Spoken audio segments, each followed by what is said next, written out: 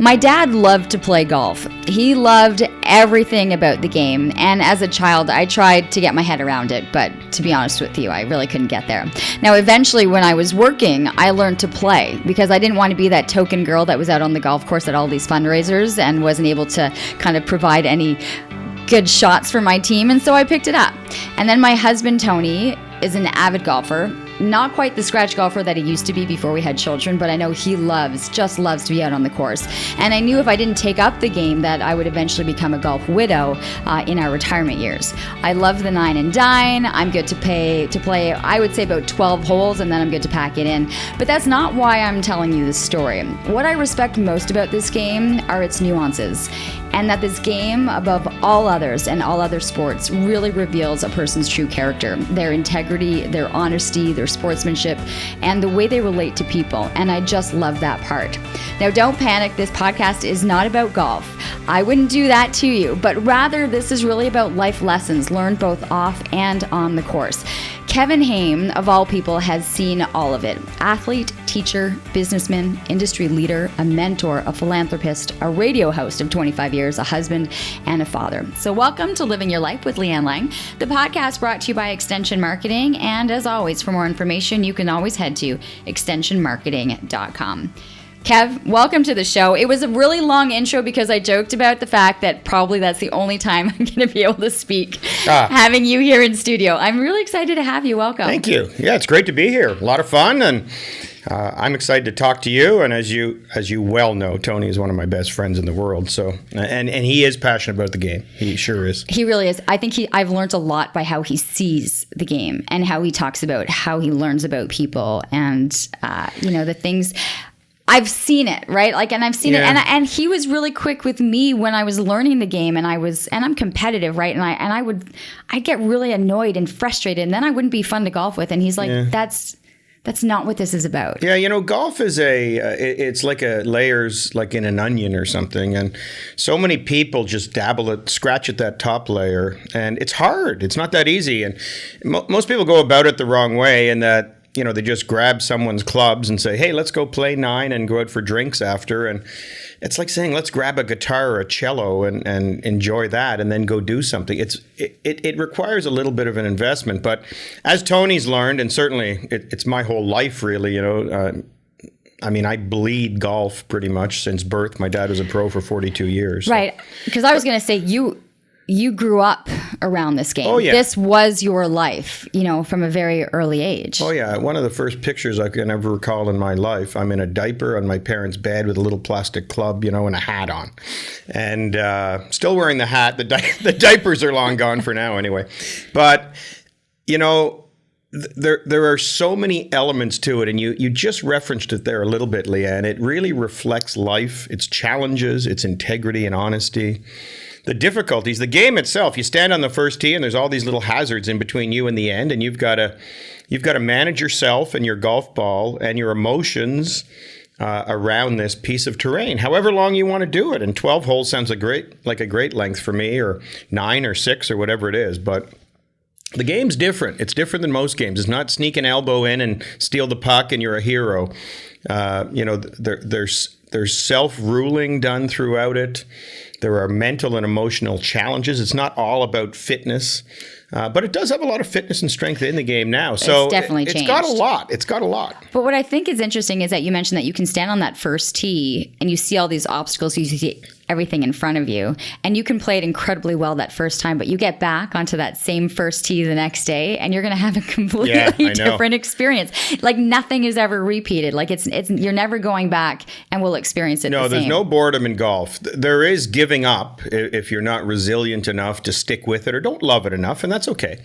But there's no boredom in the game. I go out to Cabot Links quite often, and you play seaside in the big sand dunes, and you're putting from 100 yards off the green. And then you go down to Augusta National where there's azaleas and 100-foot, 6-foot diameter trees, and it's a totally different experience. And every shot, the grass is different every day, the moisture levels, the firmness of the turf, the humidity, the lies you'll get, ball above your feet, ball below your feet. So it never gets boring. The game really is, the advice I would give people about the game itself is you've got to delve into a few layers of that onion. You can't just scratch at it and get it. And it's not going to grab everybody, but it'll grab a lot of you. But it's really about body control. So if you want to move your golf ball around that terrain like a little chess piece, that's really what the game is. If you can control your body, you can kind of control what the club does. And then control your reactions to bad shots, because you'll never hit the ball like you want to hit it. That's part of the temptress of the game, right? You think, oh, I'm going to hit some golf balls and then master this, but you can't. It's impossible to master because every muscle and ligament in your body is moving. The ball is round and the swing is a circle, and the club's moving, even for beginners, 60 miles an hour. So to think that you'll master it is impossible. So you need the right attitude, and you need to really work on discipline and body control, I mean, as you can tell by my passion for it, it's really a great game for kids too, because they learn life lessons and resilience and focus and all those things. I'm going to come back to the kids program because I think it's amazing what you've done with your junior programs. As a junior yourself, so growing up with a dad as a pro, you're growing up with the game. How often, like as a child, are you in there? Because I think for a lot of Canadian athletes, I mean, for myself included, right, having the opportunity to get to a level where you can compete in the United States and be at an NCAA program, this was the path that you took. I mean, you were a great Canadian junior golfer and managed to end up at, is it Illinois? Illinois with Steve Stricker, who made it up to number 2 in the world. He's president. Like Ryder Cup, right? Yeah, like, I know. Okay. Crazy. So what was that like? Well, I was a back shop rat. I mean, my parents, for me, the golf experience wasn't typical. I didn't have rich parents at a country club. My dad worked at the club. He was the club pro, who everyone admires, but it's still it's an entrepreneurial struggle. It's 7 days a week, the golf business, and you're washing clubs at 10 o'clock at night from people who come off the course, and they're there at 10 to 6, all excited to play. So I grew up in the back shop, cleaning clubs and going through all of that. The members let me into the junior program. My brother John was also a great young player, and they let us into the junior program. They were very generous at the Hunt Club where we grew up. But then we picked the range. I did club repair, worked in the pro shop. So through our whole existence, it was a little bit of work and a lot of golf. But yeah, we go every day, Lianne, and I may have a morning shift and then play 18 holes, or I may play 36 holes. And we all know as kids, the thing you love about it, the things I remember as a kid isn't as much the toiling on my craft as getting the French fries at the 9-hole shack with my buddies and a Kit Kat bar. They had the greatest French fries at the Hunt Club. They deep fried them at the 9-hole shack, and they put them in these foil bags, and you put the salt and vinegar in there and shake them up. And it's probably not a health and wellness I know comment, that, but it's a memory though, right? It's like when you think of your childhood, I mean, just making the loop at the golf. I'll tell all parents, a golf course is an incredibly good place to leave your kids. And I know we'll talk about our charitable endeavor later, but you can drop your kids off at 8 a.m. in a nice, safe environment. They're walking all day. They're with friends like I say, outside, but they're also in a pretty contained environment. And it's not that expensive. I think people also think golf's expensive, but get your kids a membership for $400 or $500 for the summer, and they can play all day, every day. So it's a neat thing. You're spending way more at the camps anyway, and at that point, you're not sure exactly how much some of them are getting out of it. So you're playing, you're working for dad in the back of the shop, having an opportunity to play. How did the opportunity present itself to be able to go and play in the United States, in Illinois? Well, to tell you the truth, that's a neat little Ottawa story because, like everything in life, you need a little bit of luck and some connections. My brother was a really good player. My brother was 2 years older than I am, still is. John is 50. Well, we won't comment on that, but we're getting up there. But John won the Quebec Junior. And Frank Clair Stadium, where the Rough Riders played, was a member. And Frank played football at Purdue and was a coach at Purdue, I believe, back in the 60s. And so when we were looking for scholarships to go to the U.S., Frank was a member and made a call to Purdue University. And John went down there and, Big Ten. I mean, that's a big school. 105,000 people at the football stadiums and the big 20,000 foot or 20,000 person basketball games, and an amazing experience, Greek life and parties and tailgating. And we'd never seen anything like that here in Ottawa.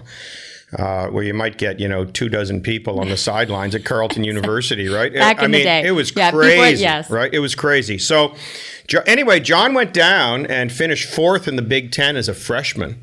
And so here came younger brother following. And I made provincial teams as a junior golfer. I was a good player. I was a scratch golfer, but that really opened the door for me. And, if you're a Canadian, it's tough to get into Arizona and Florida because there's so many Americans being recruited down there, and it's a 12-month sport and everything. So Canadians, still to this day, places like Kent State, which is in the Mid-America Conference, Herb Page, a famous coach there, recruits a lot of Canadians. There are pockets where Canadians tend to go, and it's more Midwest. Unless you're, if you're an incredible player, but there's only been a few Canadians penetrate right down into that University of Florida type thing. So anyway, Big Ten was awesome. So the Illinois travel schedule was neat. I did not want to be my brother's little shadow at Purdue, so I went to Illinois. And 2 years later, Steve Stricker stumbled onto the campus, and it was a fantastic experience. But you know what it's like. I mean, you played university sports, or you? Well, I did, and I think what I loved is first of all, it was a job. You were a student. You were a student athlete. You studied during the day, big time. And they had invested in you, right? So there was an expectation they monitored your grades, they monitored everything. But then you worked for them.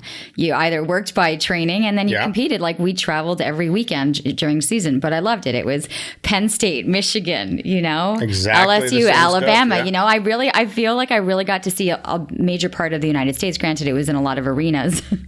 But, I've been to Arizona and Texas and Alabama, and it was really a really neat experience. I loved it. And I tell Canadian athletes all the time, I know that there's great experiences, but if you can achieve that and get it, go.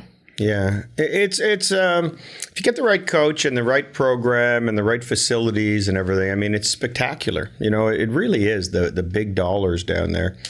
Anyway, I think. So Steve Stricker, you've got a future kind of amazing.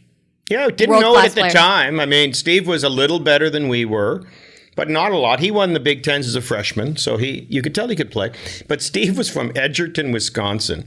He showed up. I still remember we had 2 golf courses on campus, the orange and the blue, and I was teeing off on the blue course, and I turned back, and our coach said, this kid's looking at coming here, and he had his Wisconsin, little Edgerton, Wisconsin leather jacket on and the bowl haircut. He was so shy. He had these gold rim glasses on, and he stayed that shy. I didn't really get to know Steve too much off course because he was so quiet. But I played probably with Steve 60, 80 times, and he's a good friend to today. I will tell everybody, people love to hear this. He's a better guy than they even say he is. All those tears you see on TV and the genuineness, there's no phoniness at all with Steve. One of my favorite stories is he called in to Tee It Up, our radio show, a few years ago, and he was reworking his swing. This is about, I guess, time flies, probably 9-10 years ago. And Steve said, no problem, I'll come on the show. No problem at all. And he had zero ego, still does. And he comes on the show, and he's talking about working on his swing. And he was in Wisconsin, and he's hitting these golf balls trying to fix his swing, but he runs out of balls because they go out in the snow, and he's got these old range balls. And I said, Steve, you could probably call Titleist, and you're a top 20 player in the world. They'll probably send you more golf balls, but it wouldn't even dawn on Steve to call and ask for balls. He's like, rats, I'm out of golf balls. Now what do I do? So it's a neat story that kind of personifies who he is. He's small town, Midwest, just a neat guy, a real nice person. And has definitely made an impact on the sport. And, and when you think of when you have a captaincy at the Ryder Cup, the respect that it shows from the players. Steve epitomizes that kind of steady ship in the storm. He's never changed. He's never changed his swing. His rhythm on the course is totally controlled. Lots of good things to say about him, but healthy guy too. I mean, you look at him today and he's still fit. Most of us golfers, haven't put on that middle-aged 20, because we're walking a lot. You're outside. It doesn't have the reputation of being a physical game, but it's a healthy lifestyle, right? Well, you're walking.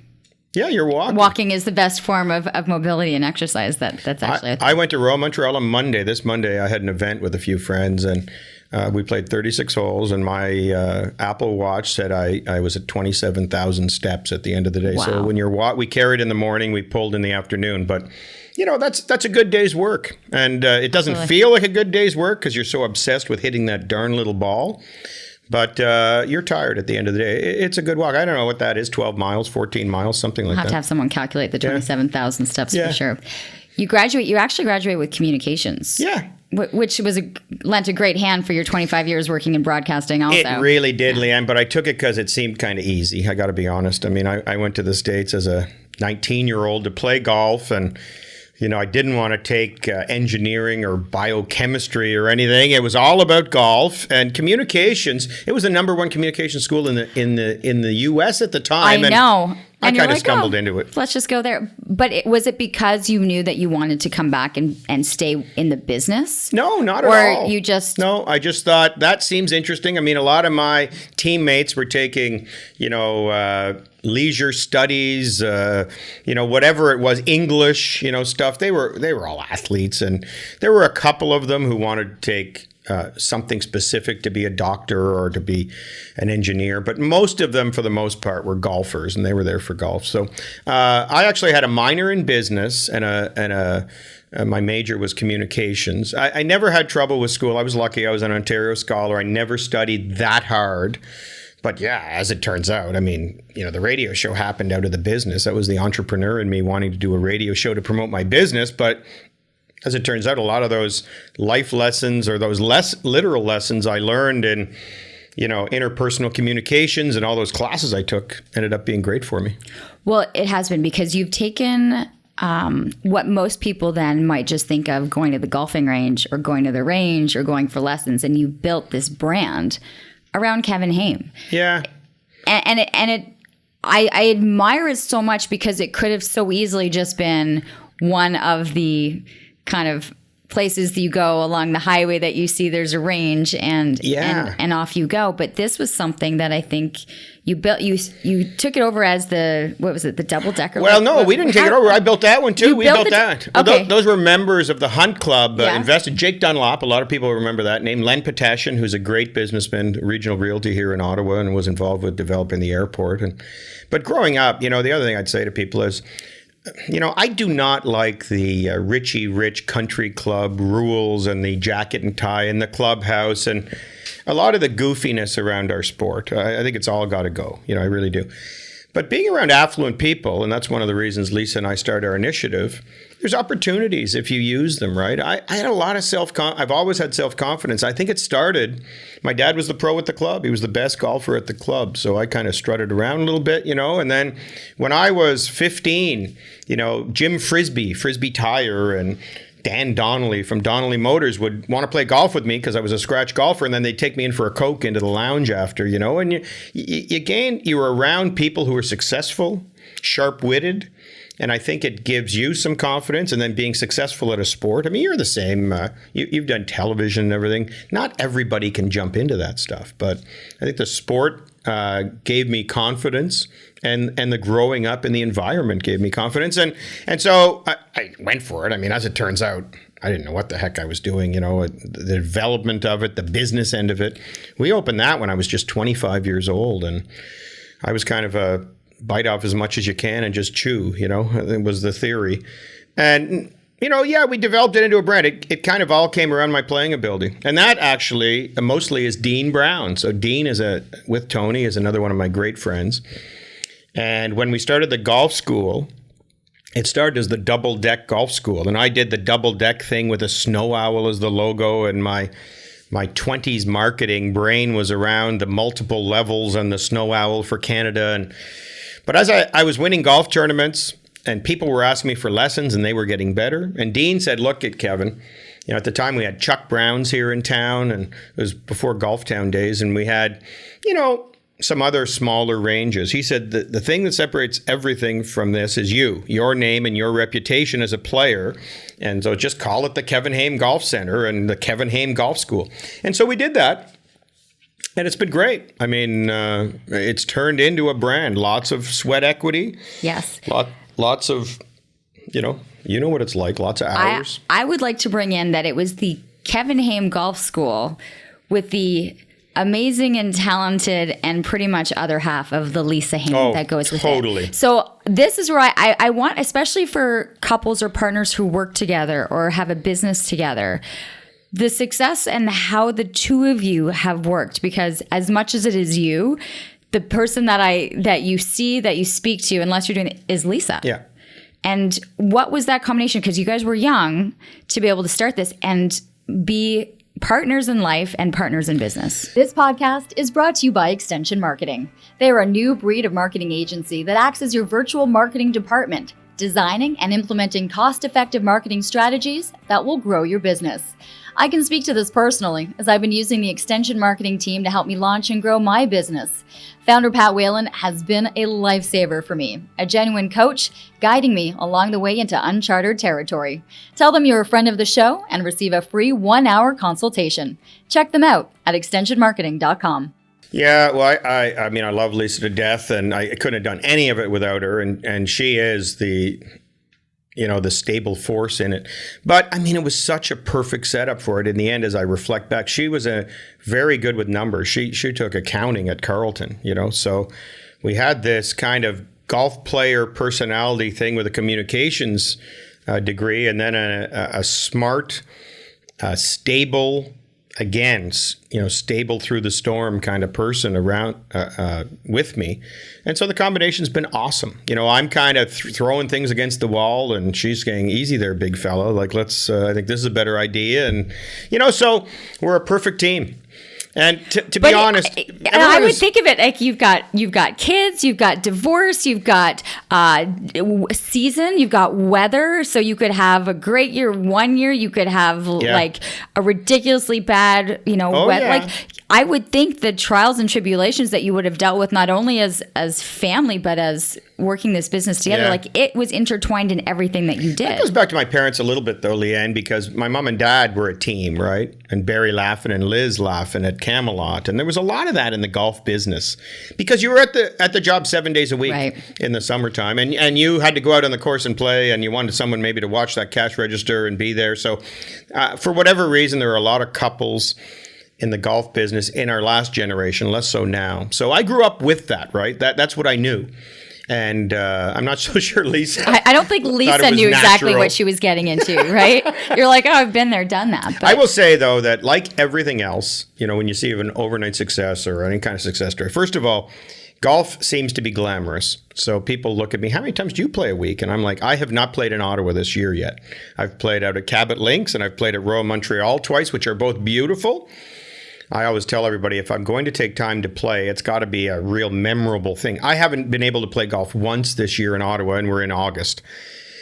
Lisa hasn't played either, and she's a bit of a player. So it's tough. I can remember being in our dining room table as 28-year-olds, with 2 babies, and calling companies and begging them that we didn't have to pay them for the stuff we brought in at Christmas till March when we opened. I mean, there were tough times always.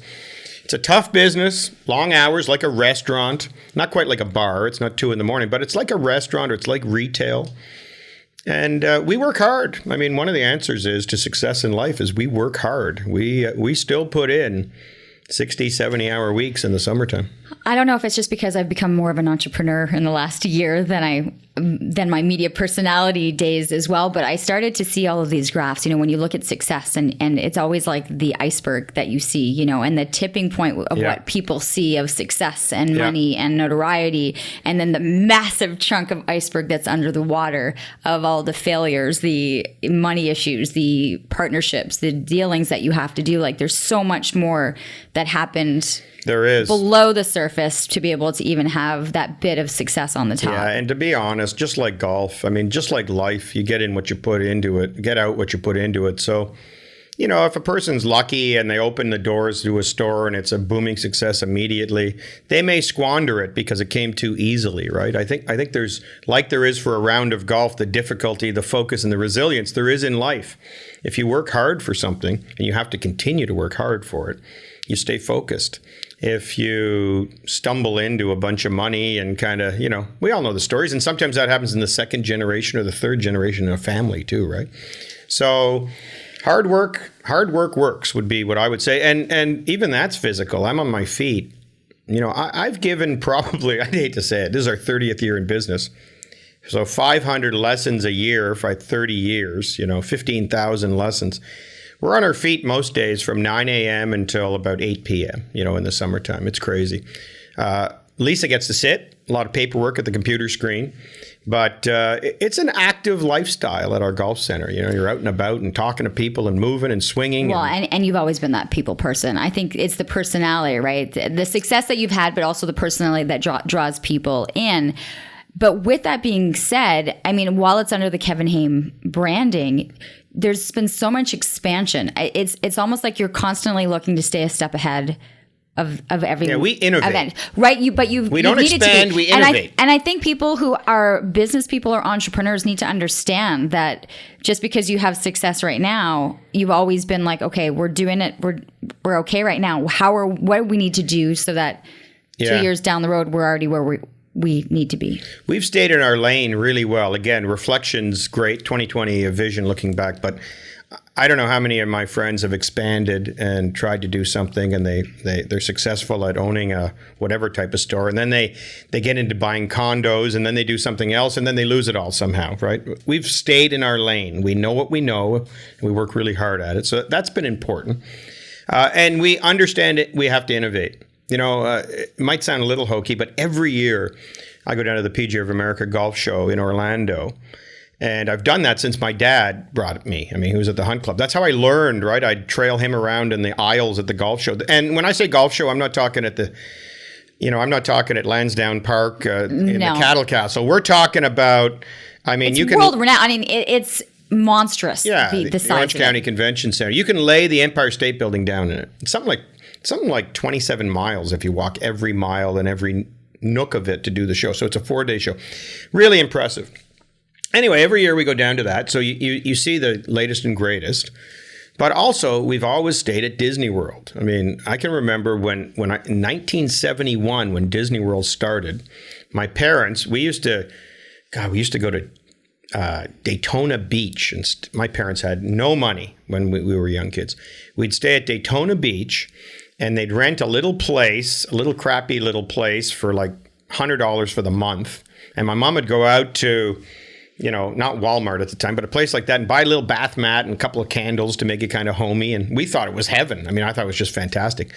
But we went to Disney, and it's one of our famous family stories. We show up in 71, which was when Disney started, and my dad had saved up a couple of nights at the Polynesian Hotel. And so we arrive, and we're singing, M-I-C-K-E-Y in the back seat, and we get there on the wrong day. We arrived a day early. So we had to drive all the way back to Daytona Beach and come back again the next day.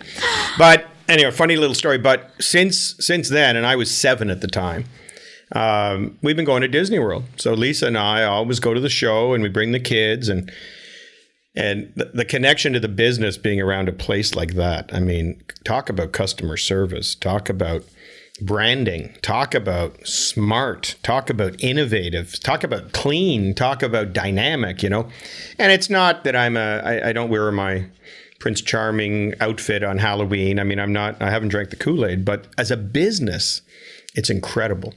And so I'd always come home to Ottawa and I'm like, oh my God, did you see what they did there? And they logoed this, and there was a little sign out front, and they got this special called the Mickey and Minnie Bar and all this stuff, right? And so I always tried to use my business sense and my entrepreneurial energy to kind of create that even at a driving range, like not a country club, not an intimidating place, but why not have the coolest and best things, and why not have branding around, and why not have a club cleaner for everyone to just use, $700 for a club cleaner, and everybody gets to clean their clubs all the time, and all kinds of different ideas like that, right? Now we've put in high-tech cameras to play top tracer, and I bought a 3D motion capture system for teaching. Oh, and you have the pop-up, with the power tees. I mean, I thought that was a no-brainer. I really did. I think... Was the thought people, gosh, bending up and down, up and down, up and down for 100 balls, right? The placement, but that you were able to target people who had mobility or who had missed the game, but just couldn't constantly be bending up and down every single time. Why did I do power tee? I mean, it's been 8 years now. I guess just to innovate and to separate us from everybody else. And I really like this company, the Power Tea company. The folks are from Britain, and they had 300 facilities in Europe. It wasn't like I was taking a chance on the product. And I negotiated a business model with them, which I thought would work, right? We raised our bucket prices $1, and that $1 times X buckets, and we just figured out, and we just want, I mean, that's one thing about having your name on the building, right? I don't want people coming in and there's dandelions and weeds and lousy old balls and worn out mats, you know, which is what you see at most driving ranges. I wanted to say, hey, we're not that, you know, and here's another cool thing. Like I say to today, Lianne, for us, we compete, you know, against IMAX movie theaters for yours and Tony's $50, right? Like you've got the girls there and it's, hey, let's go out and do something. And if you're non-golfers, we're not in the conversation, but if you're a golfer, it might be like, hey, why don't we go do Top Tracer tonight? We can play Pebble Beach at the range on the simulator, you know, or yeah, oh, let's go use the magic tees. All the kids call them magic tees because the balls pop up out of the ground, right? Instead of going to Kelsey's for dinner, or instead of going to an IMAX movie, or instead of going to, I mean, I view my competition as just disposable dollars. I don't see it as, hey, we want to make our driving range better than the next closest driving range. It's about the experience. Yeah, and that's that Disney thing. That's that Disney thing, you know? So you did. You took what it was. It was the experience of going and appreciating it. And you talk about making it family. And so the big emphasis for you, I think, has been on the junior programs. Yeah. Why was that so important to you? Well, I mean, it was so important to my life. Are we talking about just my teaching programs, or are we talking about the charity? No. Okay, so let's start with the teaching. Is that there was an openness to having kids there and providing the proper instruction and the groups and the camps. Like, let's start there, and then we'll expand into. Well, let's be honest. First of all, camps are good money, so let's be honest up front. I mean, I think people appreciate that. They'll say Kevin Haime, there's big business, but you're honest about it. Yeah. I mean, hey, business is business, right? And if you think it isn't. You know, Walmart set up their aisles a certain way to get the most amount of money out of your pocket. And it's their challenge to make it so rewarding and fun for you, or worthwhile, or for whatever reason that's where you choose to go. So golf camps, you know, you have 20 little guys around, or little girls, and that's a lot of 20 times X a week. So, you know, we got into the business of it because it makes sense. However, I mean, we were young. I mean, we're 30 years in, I'm 54, you know, so we started at 24. So when we were doing camps, our kids were in the camps, right? We had a 6 and a 4-year-old when we did our first camp. So it was a natural thing for us to do golf camps. And my junior experience in growing up in golf was so great that, you know, it was just a natural, because of our age, because of our attitude, because of the fact that it was decent business, because of the fact that I love my upbringing in the game so much. It was a natural thing to push that in. Right. I like how you're saying we're pushing that in, because you had, I think, when you started doing the camps 20 some years ago, it was for that, right? People were putting their kids in because it was a fun camp. It was an introduction to a game.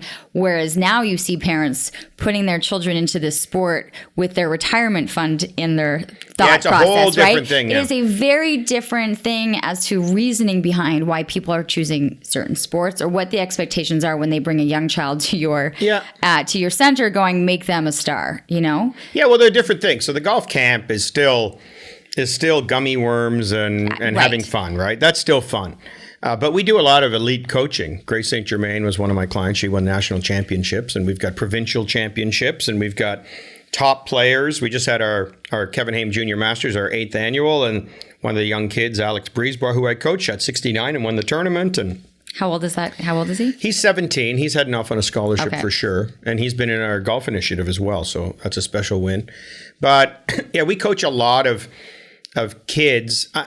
You say year round. They come in the Superdome. Darren McCorston's a buddy who runs the Superdomes here in town. And we do a little bit of coaching in the wintertime, but it's a summer program. And yeah, the kids come to practice, and they have journals they keep, and it's big sports. And you know, we had one little girl who just came home from Miami. Isabella Ferguson was down in Miami at the Optimist World Championships, and she went out to Atlantic Canada in New Brunswick and won the CN Future Links Atlantic Championship, shooting 70 on the third day. She's 14.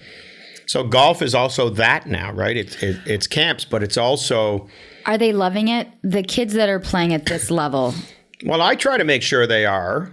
The parents are the hidden force behind that, right? And most of them know it.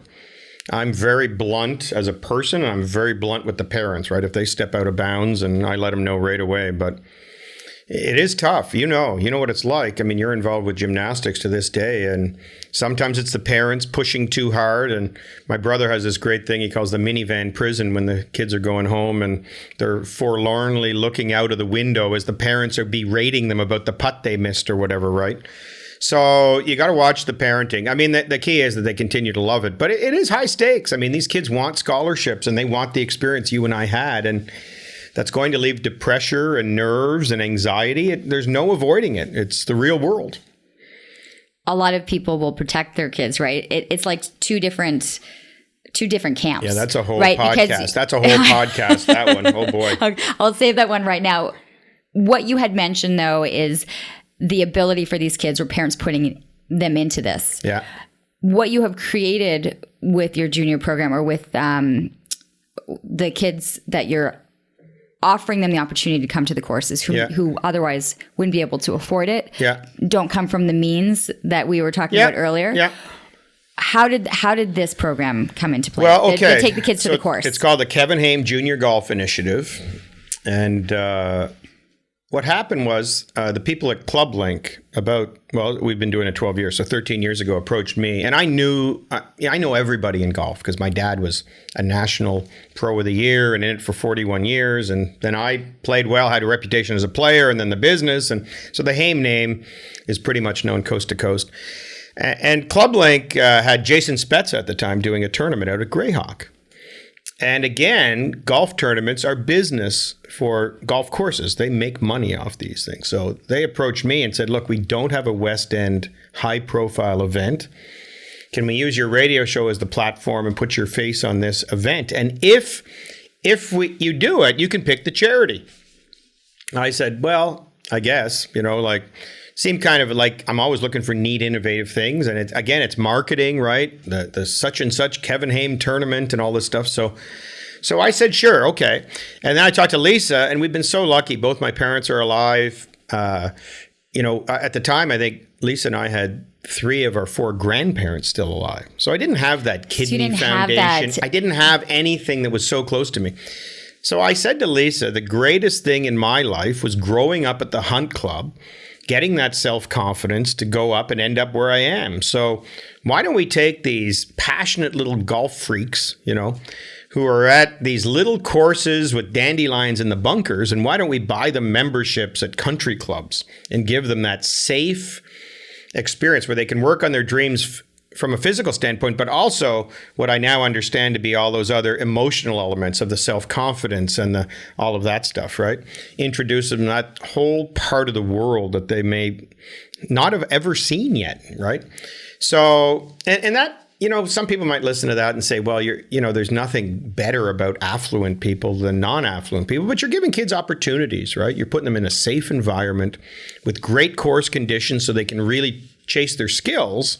But you're also putting them in an environment that might lead to opportunity for them. And I loved everything about all of those things. So Club Link said, sure, if you do that, we'll open up our courses for you and we'll sell you memberships at half price. So junior memberships, you can sponsor them, Kevin, and put them in. So we're up over 700 kids now, 12 years later, who we've put at great courses from Royal Ottawa, Rideau Views, part of our list, Carlton Golf and Yacht Club. We've had kids in all the great courses, and it's been an awesome experience. 700 kids have been through this program. Yeah, and a lot more. We donated some money to you guys when you were in charge of the Snowsuit Fund, So let me question: how does a child enter into the program? How are they chosen? What's the protocol behind the program? So we have a fundraising tournament every year at Eagle Creek. Ping is our major sponsor. Tony Harris is a heck of a sponsor. He does some artwork for us every year. We auction off. His favorite, by the way, I think, is Brooke Henderson. Yeah, pretty amazing. And Brooke is there. Ping And now, she's bring there, but Brooke. Brooke. He's like, sometimes you're like, yeah, we're like besties now. Like, yeah. And that's another thing. Brooke is great. I will give you the Steve Stricker name drop, but Brooke is great as well. She's really a neat person. But so we've had this tournament happen. We raise the funds and then we buy the memberships. People can go to kidstothecourse.com. There's an application process there. The kids fill in an application process. They have to write an essay about what golf means to them, why this is important to them. There are a lot of considerations. Some are financial, of course. Some aren't. If you and Tony were reasonably successful in life, but neither of you played golf, and it's unreasonable to think you'd buy a multiple $1,000 membership at a club just so your girls could play. So we might, even if you've got enough money, we might put the girls in if they're passionate for golf for whatever weird reason. So it has to do with the kids' passion. It has to do with family situation. It has to do with finances. But we find good kids through this application process and we place them at golf courses. What do you hope that they get from it? Because I know that there's the golf aspect, right? That they have, but as a parent, I want my children to meet someone, shake their hand, look them in the eye. That's the whole deal. And I want that person to be like, I like that kid, right? And so, but they need to be in situations where they're forced to actually have to do that. And when you finish an 18 and all four of you are finished, there's a handshake, there's a look, right? There are things and etiquette aspects about this game of where the teaching really comes into play. Yeah, you know what? And that has ended up being that little, a lot of times the shiny, glitzy thing seems to be your goal, but something else is the secret goal, right? And that's the secret to this whole thing. I mean, it's great that we've had kids on scholarship. That's awesome. But we've had so many more kids go from being so shy they wouldn't even look you in the eye. And I don't want to say they had tons of anxiety or anything, but we've seen kids flower. I mean, just come alive playing golf. And you go to Canada Golf Club. And by the way, important to say, all the members who usually get the reputation to be the old scruffs, who don't like kids and everything. We've had 2 complaints in 12 years and 700 kids about kids were too slow or whatever. We just had our junior master at the Canada Golf Club last week, and I had 2 elderly ladies come up to me and say, I think what you're doing with these kids is just wonderful. So it's been really good from that perspective. It's all been positive. And the kids, when you see a kid tee off at Canada with 3 high-tech executives, an 11-year-old, and, spend the 5 hours, and at the end, they take their caps off and shake hands, and they bring that boy or girl in for a pop, or a whatever. At the end of the round, it is so cool. And we've had so many parents tell us that their child is completely changed. And don't forget that, again, the sneaky thing, we're talking about lifestyle and fitness, 5 miles a day. They're walking 5-6 miles a day outside, right? So you don't think of golf as being that sport. It's great to play hockey and you're on the ice for 12 minutes and you sweat and you race around. You play golf, you're out in the sunshine with vitamin D all day walking 5 miles. And you're calling penalties on yourself and you're meeting new people. It's pretty cool. Yes. Let's go with that. Calling penalties on yourself, having to stick with a ball that has a bad lie, having to mark down the snowman, right? Like life lesson. Have you made decisions or have you decided on business or not based on people's behavior on a golf course? Absolutely. I've decided on a lot of things. My friendship circle is tight.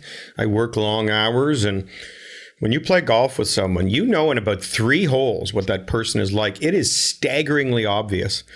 Not just the cheating, they always say before you get into business or leave someone alone with your spouse in a room, play 9 holes with them, and know what type of person they are. But you can tell immediately, ego, temper, all those things. It magnifies it all. If someone double bogeys the first hole and, slams their club into the ground or something, and you can tell a lot. So it's neat. It really reflects life. The sport challenges all those emotions. It's more of a mental, emotional sport than is a physical sport, I think, for sure. It's interesting. It's the temperament, like as you were saying, It's exactly the same. The same guy who gets mad at work because he gets passed over for a raise, or the same person who fluffs their ball up in the rough is the one who leaves work 20 minutes early. It's amazing how reflective it is. It's pretty cool. I wonder if people have opted to try to change it or tried to see how their personality is on the golf course. It's a great test. when you're playing a competitive game. And I find too, like, I'm not a competitive golfer and I've golfed, but I will literally say, I am picking up my ball, everybody. Yep. And I am placing it here, but I'm not. Okay. But I'm not counting. Well, golf's not important to you. It's not about the score, right? Well, that's the thing, right? Is that you need, when you're in that environment, it's allowing the other people around you, because I'm so aware of the fact that people can see aspects of your personality. Well, listen to what I said earlier. Mm-hmm. So what I said earlier is it's about controlling your body and reacting to the bad stuff, and that is life. We're all going to get bad stuff come at us, and it's how we react and deal with it from a resilience perspective. And then it's how you act when no one's looking, right? It's hitting shots. It's just comporting yourself properly, whether people are looking or not. And that's life. That's totally life, right? There's opportunities to be sneaky and bad and, whatever you tend to lean to all the time in life, right? And you've got decisions to make, and you got the same stuff to do in golf over every ball. No one's looking. One of the things about golf that makes that possible, I mean, I don't think it was started out to be this test of humanity, but you got 200-300 acres. You can't have a referee with every group. So it just started that, the group way out on number 6, they had to call penalties on themselves, because you can have a referee on a sheet of ice watching every play. You can't have that in golf. So, but it's ended up being a pretty cool thing. It did. And I think for the life lessons, I think as a child coming in, to be able to have that taught to you at a young age is amazing. And I didn't realize the number was as high as 700. Kev, that's impressive. Yeah, it's pretty cool. That's a lot of kids who are being exposed to an opportunity, people, relationships that they otherwise wouldn't have had. Yeah, and who knows, one of the kids in our group, my wife and I were at a Cabot Links playing golf in Cape Breton, and one of the kids was out there working there. So he grew through the program. We've got a kid today, actually Alex Brisebois, who I mentioned, the kid who won the Junior Masters with the 69 just the other day. He's 17, a good young player. His older brother, Nick, is pretty much our poster boy for the Junior Golf Initiative. He is the captain of the Columbia University, which Barack Obama went to Columbia. It's in Manhattan. It's an Ivy League school. He's the captain of their team and was named an academic All-American for this past year. So, and was a graduate of coming into the for 8 years. Nick, I've known Nick Brisebois, and people in this area who know golf will know Nick, but Nick used to come in his stroller to play mini putt at the Double Deck Golf Center. So I've known that kid his whole life.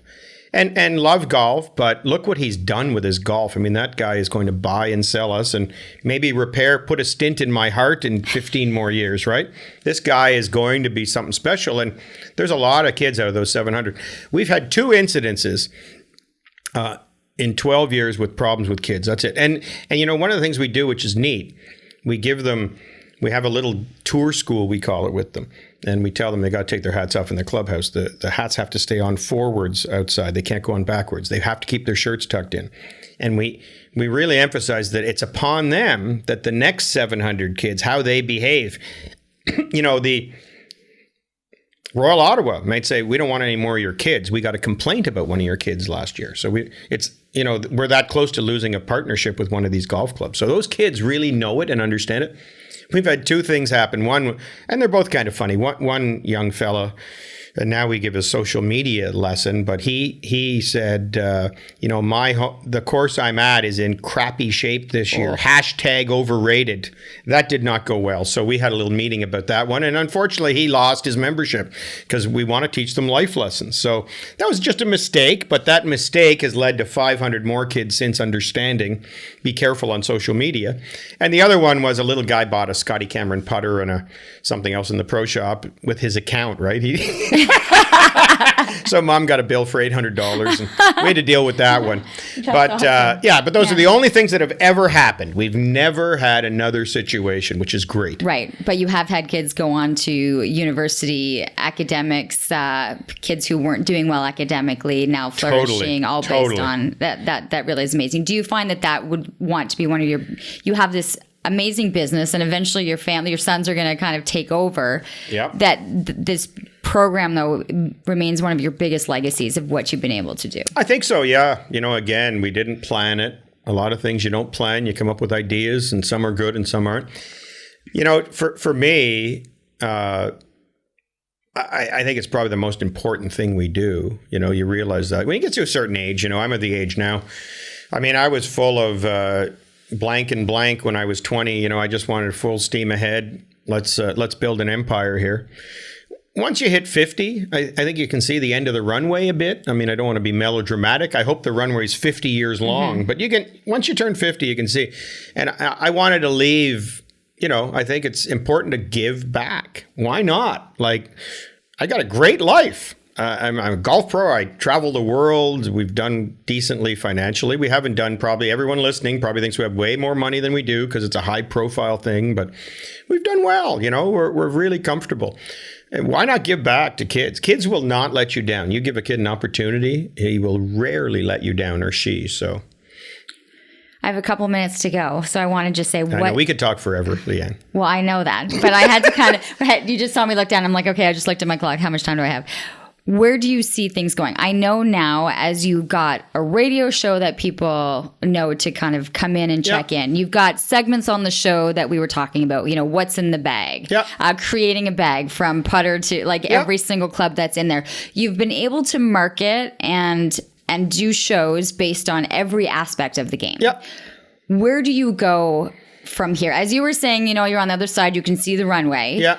Where do you want this to go? And then how do you continue to innovate, to do all of these things? Who knows? Who knows? I am a little tired. I got to tell you, the 7-day week, Tony will tell you this. He'll verify this. He calls me, you want to go play 9? I'm like, I can't. I got 9 lessons today and I'm exhausted. And, so I got to back off a little bit of the day-to-day. And my son is now 27. Jake's doing an awesome job. He's 27. He's ready to dig his heels in a little bit. Are you proud that he wants to stay within the family business? Oh, God, it's so neat. Yeah, we've been really lucky that way, too. I think small business is undervalued in Canada. I mean, our kids were range rats, right? They were with us.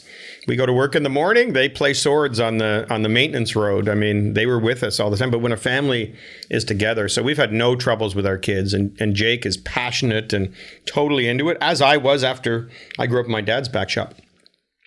I don't know where I want to go. I'd like a little time, a little more relaxed time, but we have zero ambition to fold it up and to go sit on cruise ships for the next 30 years, So we'll see where it goes.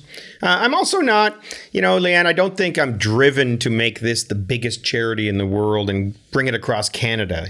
That's not important to me. What's important is that the kids who we come in contact with, we have relationships with, we see the results. I think it's important when you're putting your time and energy in that you see what's happening. The sponsors love that at our fundraiser, right? We bring all the kids out to get the clubs out of the cars, and the kids give little speeches at the dinner. And I think connecting with people is important. So, hopefully life gets a little more easy and a little more simple. I think Lisa would tell you she'd love to never see another cash flow chart in her life. 30 years of That's cash a lot of flow balls. How many charts. Balls do you think you've gone through? Golf balls? Yeah. Oh my God. Well, we have 30,000 any given year, right? 30,000 golf balls are unused during a season. Well, in rotation. in And every year I buy like 15,000 new ones. So you get 15,000 new balls, 15,000 left over from last year, and we keep rotating them in. 30 years at 30,000. That's almost 1 million golf balls we've bought.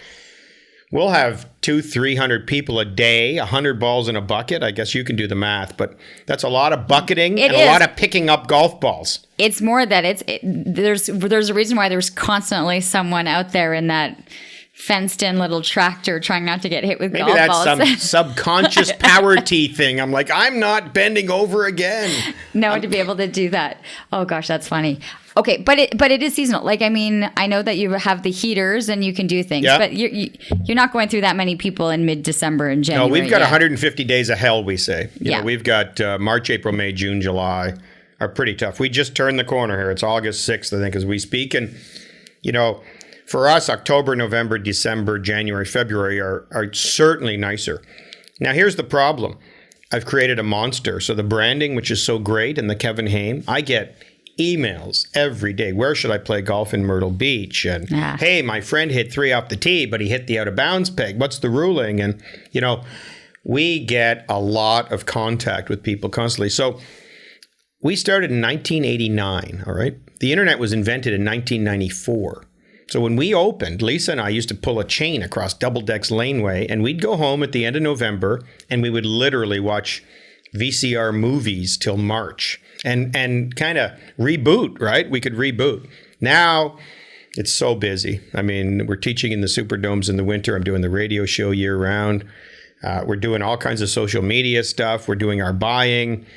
It just seems like it's getting busier and busier. But it's great. It's a great busy. It's a not bad place to be in. Okay, give me your top 5 things as people are heading out. Top 5 things you want people to kind of know and do, and little tips as they're heading out. Yeah, most people are doing it wrong. I mean, it's like learning to play the guitar. When my kid tried to play the guitar, he got 26 half-hour lessons, and he can kind of play the guitar. I must say, it wasn't a raving success, but.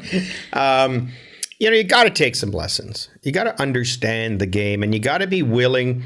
There's almost a social element about it. It's its own language, its own everything. And I think most people, the biggest advice I can give is it's worth the investment. Get in there, dig around a bit.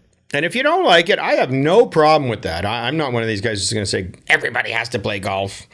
But it's worth it, but you have to do it the right way, which is learning properly. I mean, our golf school, that's one thing I'm pretty adamant about. We're professionals and we know what we're talking about, and we use all kinds of world-class things. So they got to do that for sure. Okay. Always give yourself enough time to warm up. Okay. Nobody warms up, and no, they're running from their meeting to their car, and they're sprinting they're from the car in the parking lot. Then they're upset that they're not playing well. So if you're going to play a little less, but give yourself a half-hour warm-up to putt and chip and really get into the round. I think that's really important. Reflect on your round. I mean, I see people who are at home courses and they misread a putt 30 years after they join the course. So you can get better at the game if you reflect, and that's true of any sport, but if you go home and say, okay, what happened today? Oh, I really flubbed that one on 2. And then I got upset. And then I topped 2. I wonder why I'm topping 2. Maybe I'll take a lesson and figure out why I'm topping it. At least if you know why you're topping it, you might not top it again. But just reflect. Or I always hit it out of bounds on this hole. Or when I have a downhill putt, I usually hit it way past, If you reflect on your scores, you can play better, That's 3. 4 would be walk. Get out of those bloody carts. I mean, I love the essence of European golf and links golf. And I mean, walk the 6 miles, carry your bag, and talk to the people beside you. Don't zip around with cigars and beers and have a hot dog at the turn, I mean, I think there's a tremendous health benefit. I think golfers on average live 5 years longer than the average in society if they and it's the exercise, right? And the fresh air. And it's a social game. So be social. Get in there, And then what's last? Maybe, reach out of your comfort zone would be, and it's a little bit of a hokey one, but one of the things we did with our charity this year is we said to the kids, they've got to do a give back thing. And we used examples like if there's an elderly person having lunch alone in the clubhouse, go sit with them or ask them to go play 9 holes. So you'll learn amazing things about people you play golf with. So if not actually organizing something special, just sign yourself up as a onesome or twosome a few times at your club and let them pair you with whoever and see what comes out of that. And I think you'll see it's a pretty neat experience. Lisa and I go out to Cabot a couple times a year. That's our getaway spot. And we're always a twosome. And we've played with the most neat people. We had these guys from Toronto who got my email, and now they follow me on Twitter, and they're all into it. We played with a lovely couple from Kentucky who knew Justin Thomas and his dad, and he got a hole-in-one when we were playing with him. I mean, you meet all kinds of neat people on the golf course, so be social. Get out open. There. Yeah, be open. Be so close-minded. Sure. Yeah. I really appreciate you spending the time. I know you got a lesson to get to, so I've been watching the clock on this one. Where can people find more information? Where should they go? Just kevinhaime.com. Oh my gosh, I haven't been doing my job for 30 years, and people don't know where to find us in Ottawa for golf. But I know that, but guess what? A lot of people are listening to this from all over the area. So that's what I love most about the podcasting. So kevinhaime.com. And people can, when's the radio show? Radio shows every Saturday morning Eastern from 8 to 10. And the thing that separates our show from all others, there's a lot of pundits out there saying who's going to win this weekend, and we teach how to play golf. So we have fun too with Phil Mickelson, the crazy things he says, and we have a lot of fun on the show.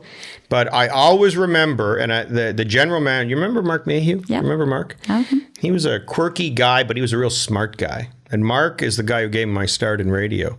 And I was doing a show, and I think I thought I was more of an entertainer than anything at one time. And he says to me, he brings me into his office and says, "What do you think, Mark? I think the show's going pretty well." He says, "Kevin, I don't know what you're talking about, this and this and this." He says, "Don't you ever remember that at its core, all people want to do is get out of the bleaking bunker." You know, this is what he said to me.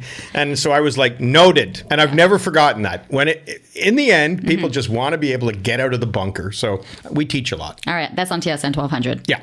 8 to 10 Saturday mornings. 8 to 10. KevinHaime.com if you're looking for more information. And for those of you who are maybe live not in the west end of the city, you've got this nice, big, beautiful land and the landscape and the 560 Hazeldean Road, just off the Queensway at Terry Fox. It's great. Go say hi to Kevin. He'll love it. He'll only be in between 9 lessons running. that day. I'll be running as I say hi. At least go chat with Lisa. She's always she's the pleasant, beautiful, generous She's the stable force out there. Kevin, thanks so much for joining us here. That's a wrap up of Living Your Life with Lianne Laing. Please do like, share, comment, subscribe. Let people know the podcast is out there to help with the growth. I'm definitely going to have Kevin do that. You're going to have to let people know on your radio show that they're going to have to listen to this. I'll tweet out right away. This is going to be awesome. And thanks, everyone. Have a fantastic day.